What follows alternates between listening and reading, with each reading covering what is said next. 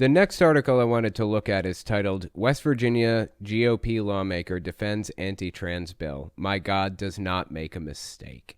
This is by Hemant Mehta on the Friendly Atheist website, so let's give it a read and see what it says. On Wednesday, the West Virginia State House passed a bill preventing transgender middle and high school students from playing sports with the appropriate team. It's one of several similar bills being passed in Republican-led legislatures because, well, it's not like that party wants to do anything to actually help people. It's cruelty all the way down. There was a debate, though, before that West Virginia bill passed. Democrats pointed out that this bill was addressing a problem that didn't exist in the state. Besides that, it sent an awful message. Quote, Delegate Barbara Evans Fleischer, D. Monongalia, was the last Democrat to speak Thursday. My daughter is different. My daughter plays sports. My daughter is beautiful. My daughter is intelligent, and she's left this state, Fleischer said.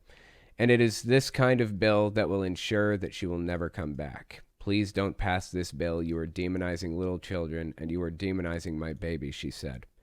This is Hemant Mehta. That's heartbreaking, and it's in stark contrast to this kind of statement from Republican delegate Roger Conley, who was so proud of what he said, he bragged about it on Facebook. This is from the chambers where somebody was arguing in favor of this bill. So let's see what he said about it. The gentleman from the 10th that Conley's recognized. Thank you, Mr. Speaker. May I speak to the bill? Yes, gentleman's recognized. I appreciate the law that's been presented here, the bill that's been presented here, I should say. And it's a verification of a law that's already on the books. And let me just, if you may bear with me, read from that book and read to you that law.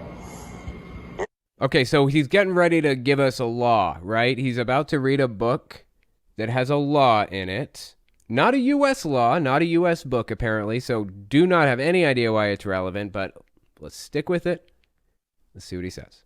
It's King James Version, Genesis chapter. Who could have fucking guessed the King James Version and Genesis? Not a book of law, if I remember correctly. 1, starting with verse 26. And God said, let us make man in our image, after our likeness, and let them have dominion over the fish of the sea, and over the fowl of the air, and over the cattle, and over all of the earth, and over every creeping thing that creepeth upon the earth.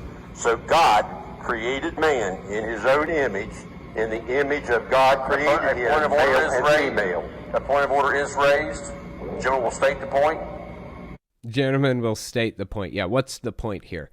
That's not a book of law. Genesis was just Genesis was a different genre of writing. Like today we have romance novels, we have comedy, we have fiction and nonfiction and things like that. Those are genres of writing. Well, Genesis was a different type of book altogether. It was a different style of writing, a different genre of writing.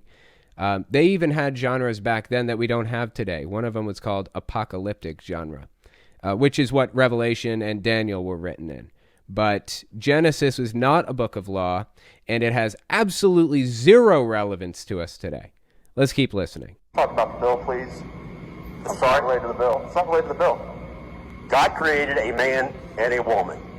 So they said, okay, thank you. How is this connected to the bill at all? Can you please tell us what this has to do with it?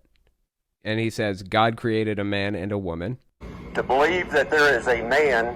Now, obviously taking this as literal history, bizarrely. He's taking Genesis as a literal recount of actual history. That thinks they should be a woman, or a woman that thinks they should be a man, is saying that my God made a mistake. And I've got news for all of you. My God does not make a mistake. Okay, that's even more disturbing. So he's saying that God doesn't make a mistake. That raises an awful lot of questions for me. What about, you know what? While I'm thinking about it, let me pull something up real quick. A lot of you guys probably seen this, but I really want to play it anyways. So for those of you who may not, let's watch this. This is Stephen Fry. Suppose what Oscar believed in as he died, in spite of your protestations, suppose it's all true, and you walk up to the pearly gates and you are confronted by God. What will Stephen Fry say to him, her, or it? I will basically What's known as theodicy, I think. I'll say bone cancer in children? What's that about? How dare you? How dare you create a world in which there is such misery that is not our fault? It's not right. It's utterly, utterly evil. Why should I respect a capricious, mean-minded, stupid God who creates a world which is so full of injustice and pain? That's what I'd say. Well said. Couldn't fucking agree with you more, Stephen Fry. That's on point. I don't see how somebody like this guy here could possibly believe that God doesn't make mistakes, quote unquote. And for that matter, FYI, being trans isn't a mistake. There's no mistake in that. Make a mistake. So the bottom line is, if you're born a boy, a male, you're a male until you die. If you're born a female, you're a female until you die. So it's only fair that if you're born a male... Is this only fair? Let's hear about fairness from this guy. You compete in male sports. If you're born a female, it's only fair that you compete in a female sport. So therefore, I absolutely support this bill 100%, and I would certainly urge everybody else in here to do the same. This is what West Virginia has to offer. As we have seen in recent weeks, West Virginia is a shithole, for lack of a better term. I'll use Trump's own words. It's a shithole. And these are the types of people who come out of it. Welcome to West Virginia. Let's continue reading. This is Hemant Mehta speaking. That's heartbreaking, and it's in stark contrast to this kind of statement from Republican delegate Roger Conley, who was so proud of what he said, he bragged about it on Facebook. Yeah. This is a quote. To believe that there's a man that thinks they should be a woman or a woman that thinks they should be a man is saying that my God made a mistake. And I've got news for all of you. My God does not make a mistake. End quote. This is Hemant Mehta. The mere existence of trans people is an insult to Conley's religion. That's seriously his argument.